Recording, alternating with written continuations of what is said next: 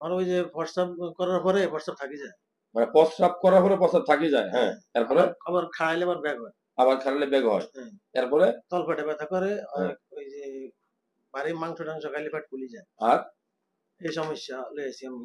আর ওই যে এক সাইড ব্যথা হইছে পাকে বসে থাকলে।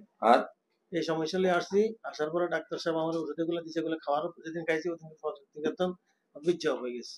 বীর্য হয়ে গেছে। হ্যাঁ, বীর্য আসে মানে না। প্রস্রাবের প্রবলেম বা ট্রাবল নিয়ে আইছিলেন, এখন ডাক্তার সাহেব কিছু ওষুধ দিছে, এই ওষুধগুলো যেদিন খাইছি। খাইছে দেখছি এরপর থেকে বন্ধ হয়ে গেছে বীর্য। বীর্য হয়ে গেছে, বীর্য আসে না। আর ডিয়ার ভিউয়ার যারা ভিডিওটা দেখছেন, আমি ক্লিয়ার একটা কথা বলি, আপনার প্রস্রাব যদি আটকায়, প্রস্রাব ক্লিয়ার না হয়, প্রস্রাব যদি ঘন ঘন হয়, এরকম কারণে যদি কিছু কিছু গ্রুপের ওষুধ আছে, যেমন ট্যামসোলোসিন গ্রুপের ওষুধ, প্রাজোসিন গ্রুপের ওষুধ, আরো অনেক ওষুধ আছে।